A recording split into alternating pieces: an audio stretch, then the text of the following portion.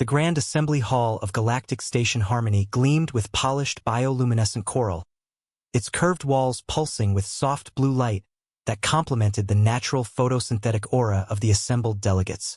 Ambassador Zealith of the Galactic Herbivore Alliance stood at the central podium, her crystalline appendages catching and refracting the light into rainbow patterns as she adjusted her ceremonial robes for the third time in 10 minutes. The weight of this moment pressed against her consciousness like a physical force. In over 2,000 years of galactic civilization, no new species had been admitted to the Alliance. The requirements were stringent, not just technological advancement or peaceful intentions, but moral evolution beyond the barbaric practice of consuming other sentient beings for sustenance. Honored delegates, Zealith began, her voice carrying the harmonic frequencies that translated across all Alliance languages. We gather today on the eve of a historic moment. Tomorrow, we welcome the first new species into our sacred brotherhood of enlightened herbivores. The chamber filled with representatives from 67 species stirred with anticipation. Towering arboreans swayed their ancient branches in ritualistic approval, while the diminutive moss speakers released clouds of celebratory spores that sparkled in the chamber's light. The photosynthetic growlings pulsed in synchronized patterns, their excitement literally illuminating their translucent bodies.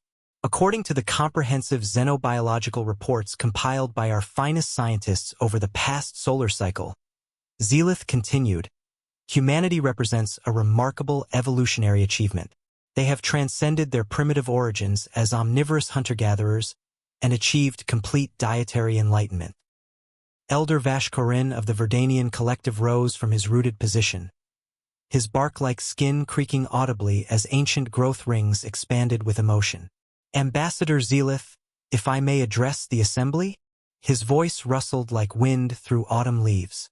After reviewing these reports myself, I find myself moved to tears of chlorophyll. Finally, a species that has chosen wisdom over instinct, compassion over cruelty. These humans have voluntarily abandoned the consumption of flesh, despite having evolved the biological capability for such barbarism. Murmurs of approval rippled through the chamber like a gentle breeze through a field of grain. The Fungal Federation delegates released euphoric pheromones, while several members of the Crystal Collective chimed in harmonic resonance.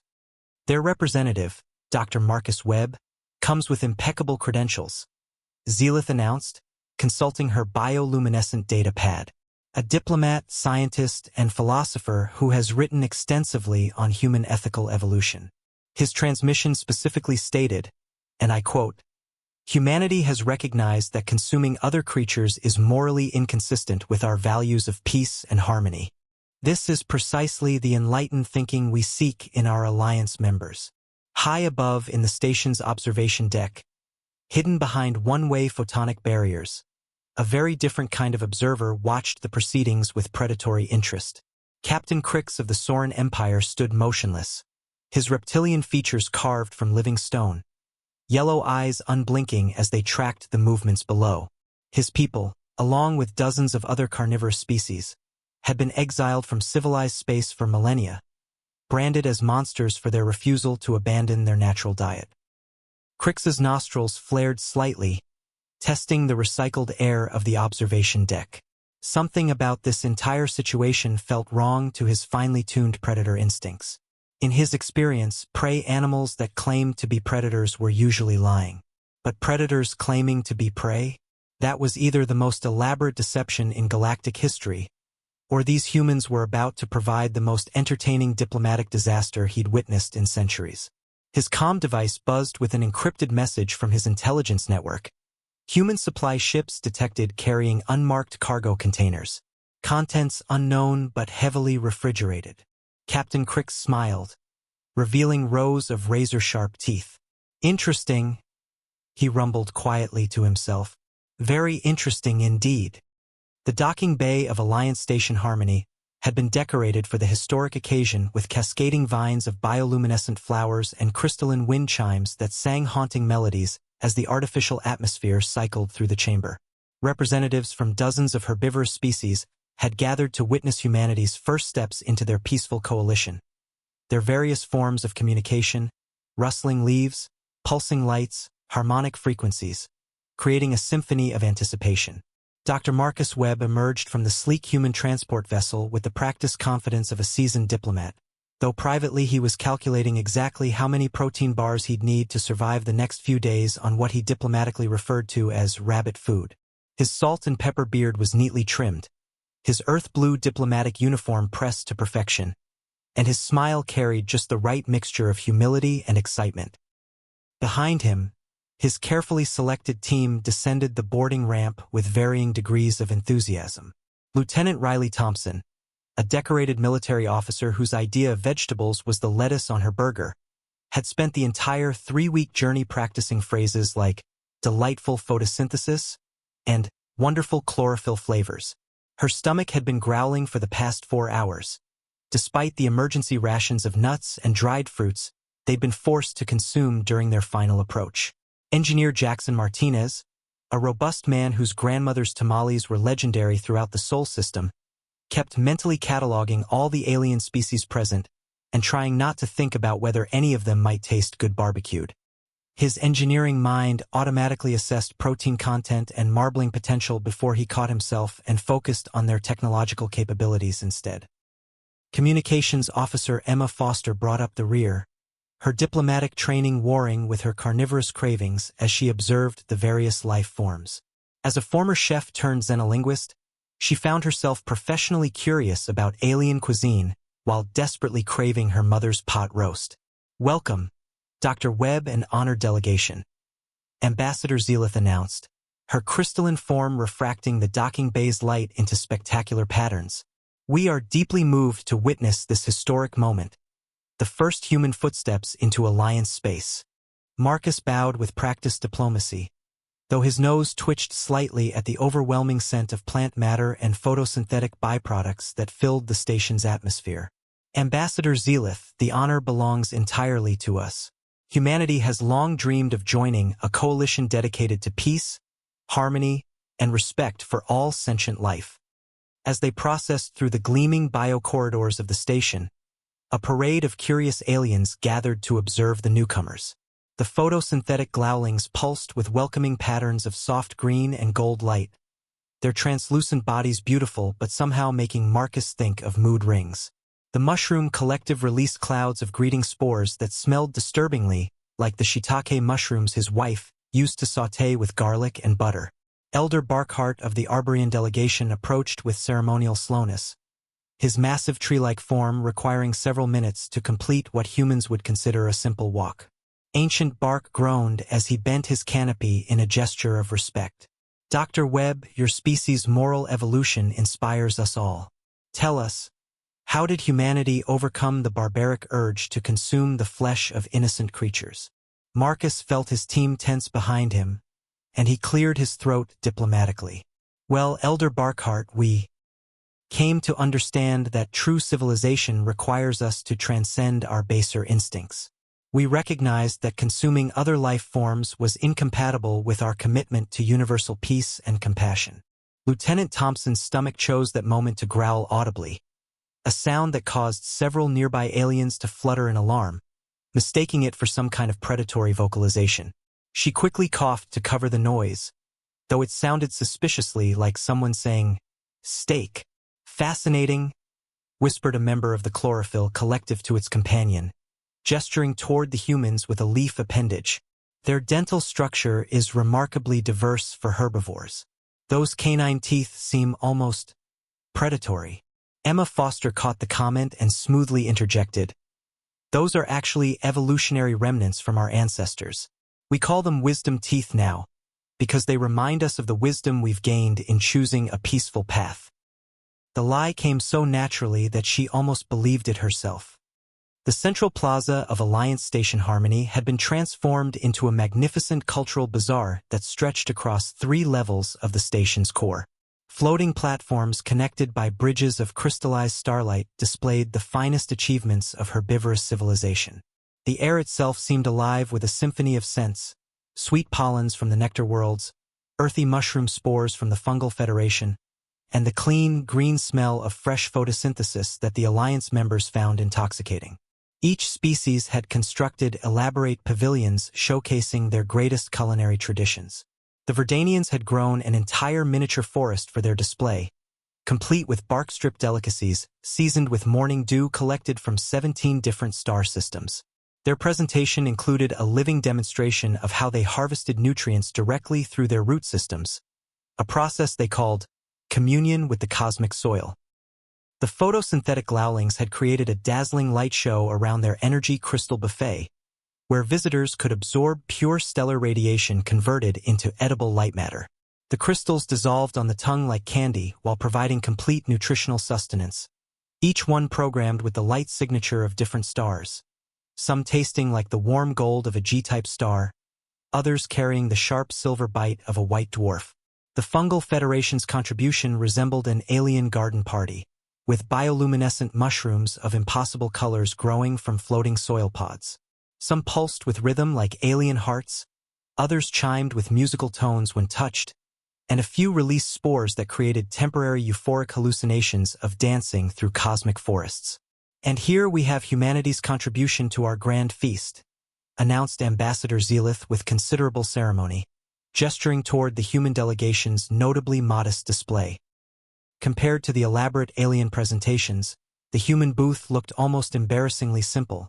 Wooden crates containing what appeared to be common earth vegetables and fruits arranged on basic cloth coverings. Dr. Marcus Webb stepped forward with diplomatic enthusiasm, though sweat beaded on his forehead despite the station's perfect climate control. "These represent some of our most beloved traditional foods," he declared, gesturing broadly at displays of carrots, apples, lettuce, tomatoes, and various grains, simple, nutritious, and completely in harmony with our peaceful philosophy. Lieutenant Thompson approached an apple with theatrical appreciation, her movements almost rehearsed. She lifted it like it was made of precious metal, took a bite, and chewed with exaggerated satisfaction while nodding appreciatively at the watching aliens. Absolutely delicious," she announced loudly, though her eyes kept drifting toward the protein-rich algae displays at nearby booths with unmistakable longing. Engineer Martinez found himself drawn to a Neptunian species display of aquatic kelp forests. "These underwater plants are fascinating," he commented to the blue-scaled proprietor, but his gaze fixed intensely on the decorative fish swimming between the kelp fronds. "Tell me, do these, swimming vegetables ever get harvested?" "Swimming vegetables?" the confused Neptunian replied, bubbles rising from their gills. "Those are companion fish. They help maintain the kelp ecosystem. Why would we harvest them?" "Oh, of course, just curious about the ecological balance." Martinez covered quickly, though he couldn't stop mentally calculating cooking times. Communications Officer Emma Foster was having her own struggles at the Arborian booth, where Elder Barkhart was enthusiastically explaining the spiritual significance of consuming bark that had been blessed by 3 different moons. "The ritual preparation takes an entire season," the elder explained proudly. "We meditate with each piece of bark, sharing our life energy with it before consumption. It's a sacred communion." "That's beautiful," Emma managed, accepting a piece of what looked and tasted like cardboard soaked in tree sap. Her diplomatic smile never wavered, but her stomach made a sound that several nearby aliens interpreted as either hunger or digestive distress. The most concerning moment came when a member of the Chlorophyll Collective approached Dr. Webb directly. "Your species' dental configuration continues to fascinate our xenobiologists," the plant being observed, its leaf sensors extending toward Marcus's mouth. "Those pointed teeth seem remarkably well designed for processing tough plant fibers?" "Exactly," Marcus replied with perhaps too much enthusiasm. "Perfect for, breaking through tough vegetable skins. Corn on the cob, you know. Very fibrous." But in the shadows between displays, Captain Crix's intelligence operatives moved like ghosts, their advanced sensors detecting trace chemical signatures that told a very different story about human dietary habits. The cracks in humanity's carefully constructed facade began to show during the week-long diplomatic summit that followed the cultural exchange. What started as minor inconsistencies soon evolved into a pattern of behavior that had the Alliance's most observant members exchanging worried glances and hushed conversations in languages that predated galactic civilization. The first major incident occurred during the Grand Feast of Unity, a 7-course diplomatic dinner featuring the galaxy's most exquisite plant-based cuisine. The meal had been planned for months, with each course representing a different Alliance member species' greatest culinary achievement. Crystallized nebula nectar from the gas giant colonies, fermented stellar fruit that had been aged in the radiation of dying stars, and rare quantum moss that existed in multiple dimensions simultaneously.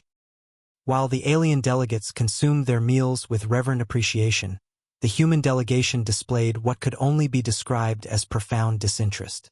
Dr. Marcus Webb pushed the iridescent quantum moss around his plate like a child avoiding vegetables, while Lieutenant Thompson stared longingly out the viewing port at a cargo ship that was supposedly carrying agricultural supplies to the Outer Rim territories. This seventh-dimensional moss is considered the finest delicacy in 3-star systems, explained Ambassador Zelith, noticing the humans' lack of enthusiasm.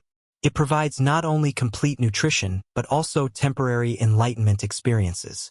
It's quite unique, Marcus replied diplomatically, taking a microscopic bite and forcing himself not to grimace at the texture that felt like eating crystallized philosophy.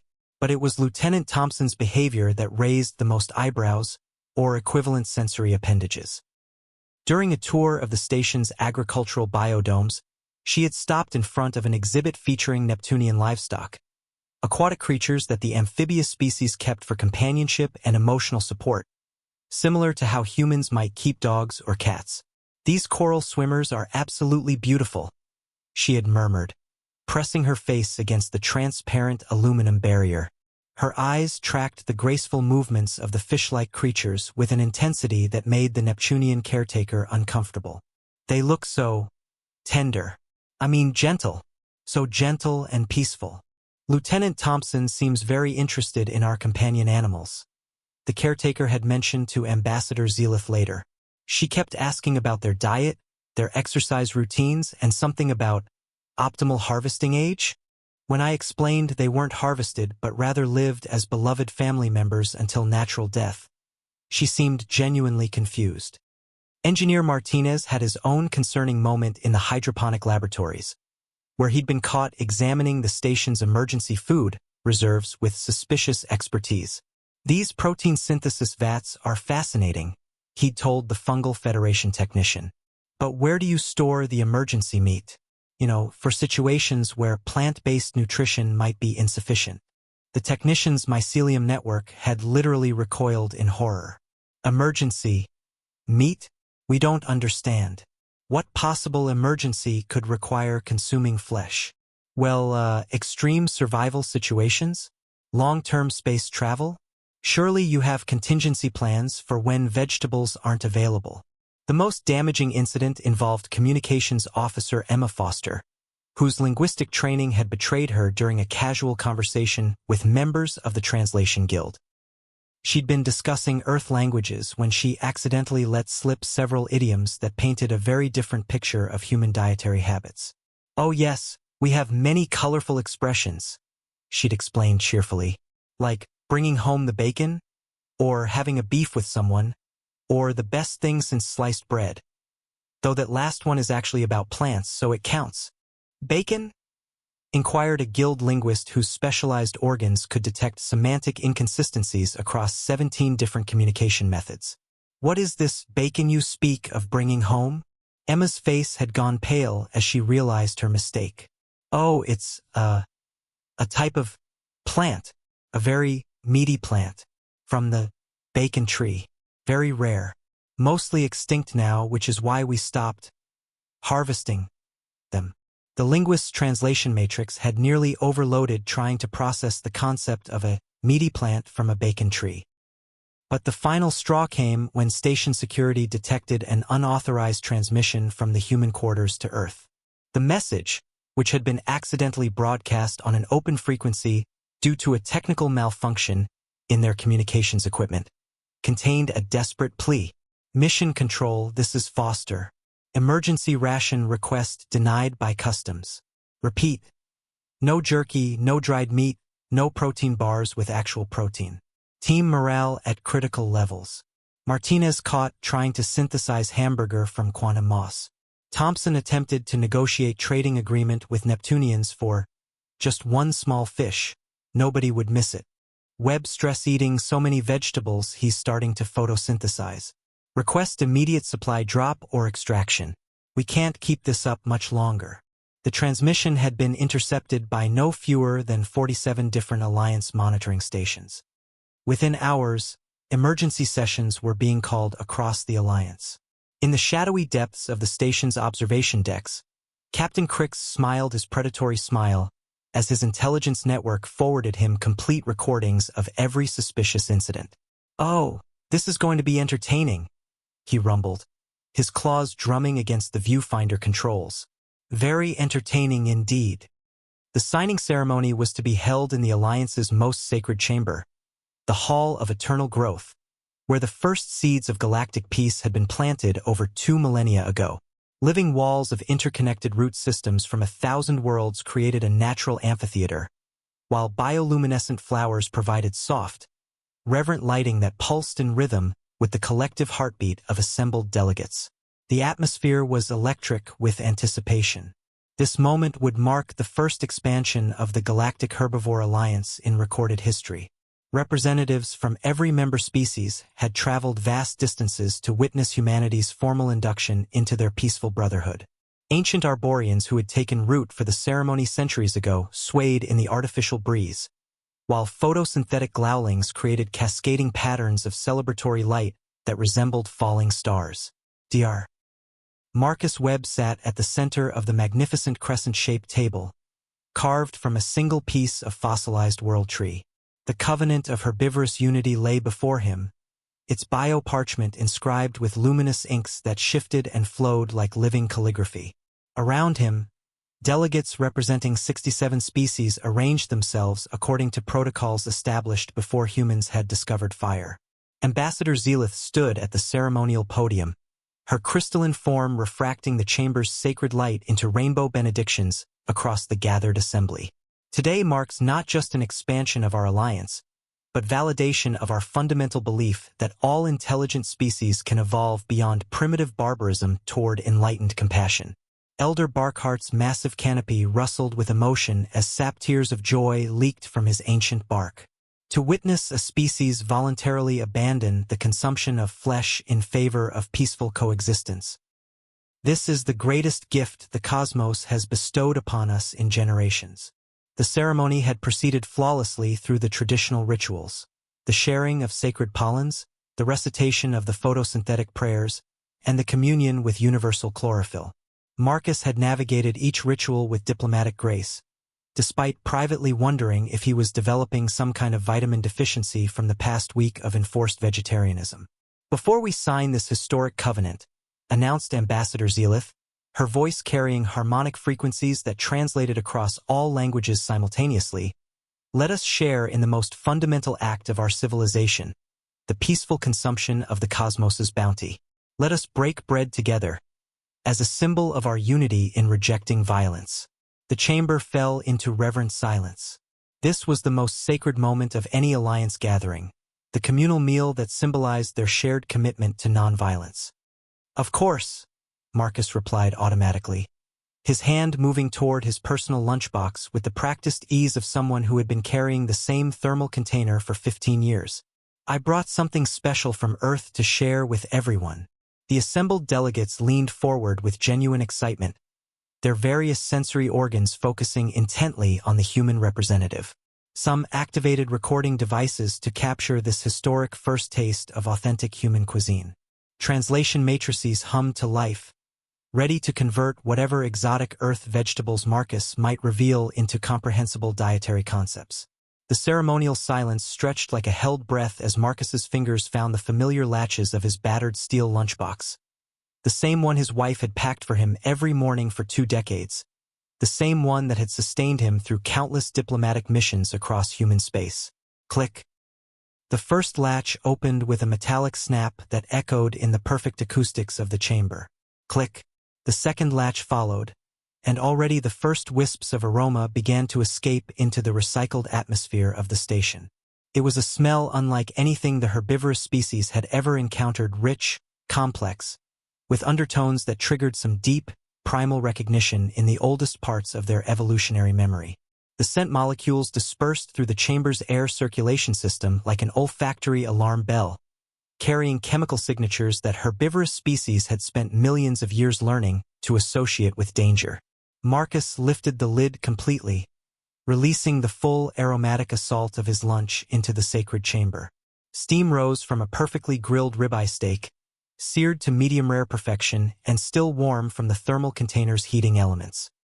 Strips of bacon lay artfully arranged alongside it, their edges crisp and glistening with rendered fat. A hard-boiled egg, peeled and seasoned with salt and pepper, nestled next to a small container of beef stew that had been simmering in the thermal unit's secondary chamber. The silence that followed was not the reverent quiet of ceremony, but the absolute, deafening silence of a universe that had suddenly stopped making sense. The explosion of panic that followed defied every diplomatic protocol established in 2 millennia of galactic civilization. What had been the most sacred chamber in Alliance space transformed into a scene of absolute biological horror as 67 different species experienced collective existential trauma simultaneously. Meat, flesh, death. The scream came from Ambassador Zealith herself, her crystalline form flickering between colors that had no names in any herbivorous language, shades of terror and revulsion that caused her entire molecular structure to resonate at frequencies that shattered decorative biocrystals throughout the chamber. Elder Barkhart's reaction was perhaps the most dramatic. The ancient Arborian, who had stood rooted in ceremonial dignity for centuries, began a process that his species reserved for only the most apocalyptic emergencies: complete systemic shutdown. His massive trunk creaked and groaned as every leaf simultaneously turned brown and fell to the chamber floor in a cascade of botanical despair. Sap hemorrhaged from his bark like tears of liquid amber, pooling on the sacred floor while his root system frantically tried to retreat deeper into the station's infrastructure. The photosynthetic glowlings, whose entire existence was based on converting stellar light into pure energy, began strobing in patterns that could only be described as epileptic horror. Several of them flickered out entirely, their bioluminescent systems overloading as they processed the incomprehensible reality of organized carnivory. Their collective light display, meant to celebrate humanity's peaceful nature, now resembled the death throes of a dying star. They killed something. They murdered an innocent creature and brought its corpse to our sacred gathering, wailed a representative from the Moss Collective, whose entire being began releasing distress pheromones that caused other plant-based species to wilt in sympathetic anguish. The Fungal Federation's response was perhaps most disturbing to witness. Their representative literally began decomposing in real time, their carefully maintained humanoid form dissolving into constituent spores as their consciousness fragmented under the trauma. Decomposition. Yes, we cause decomposition naturally after death. But this is predation.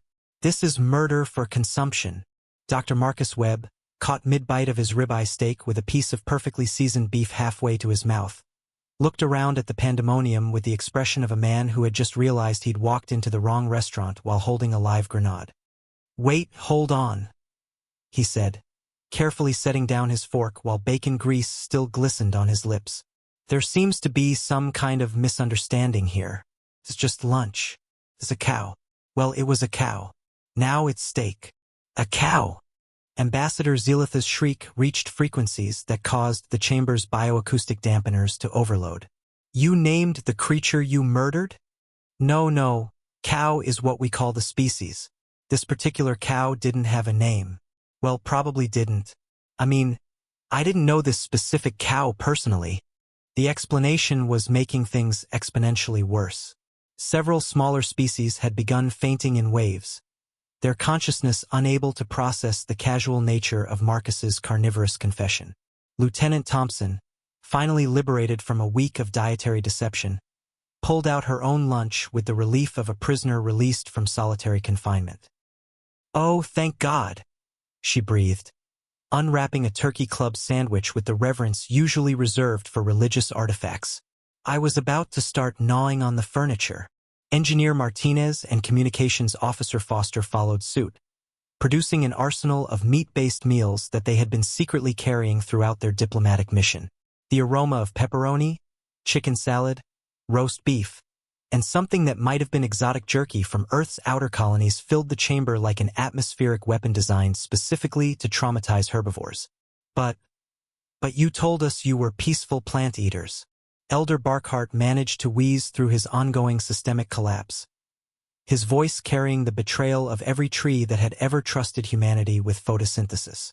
Marcus wiped his mouth with a napkin, an action that somehow seemed obscenely casual given the circumstances, and stood up slowly, his diplomatic training finally kicking in despite the catastrophic failure of his mission's primary objective. "We never said we only ate plants," he replied with the careful precision of someone parsing treaty language. "We said we were peaceful, and we are peaceful. We're also omnivores. We eat both plants and animals. It's actually one of our species' greatest evolutionary advantages." The chamber erupted in fresh waves of horror, disgust, and what could only be described as biological blasphemy. The aftermath of what galactic historians would later call the Lunchbox incident sent shockwaves across civilized space faster than quantum communications could carry the news. Within 6 standard hours, emergency sessions were convening on every major alliance world, while Captain Crix's intelligence network worked overtime to document the complete collapse of 2 millennia of herbivorous diplomatic doctrine. Captain Crix himself chose the moment of maximum chaos to decloak his vessel directly outside the station's primary viewport, his massive dreadnought's predatory silhouette casting shadows across the panic-stricken Alliance chambers. His transmission crackled across all frequencies with barely contained amusement. Well, it appears the peaceful vegetarians aren't quite what they claim to be, are they, Alliance? Emergency evacuation protocols activated throughout the station as various species fled in terror, convinced that the humans were about to begin systematically hunting them through the corridors. The Neptunian delegation barricaded themselves in their aquatic quarters, while the Moss Collective dispersed into the station's air filtration system for protection.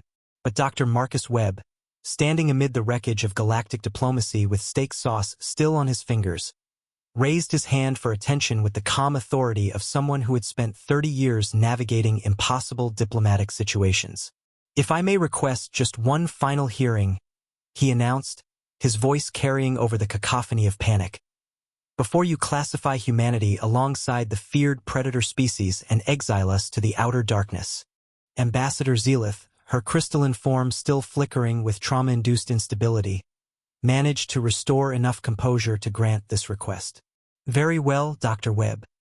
Explain how creatures that murder innocent beings for sustenance can possibly claim to be peaceful."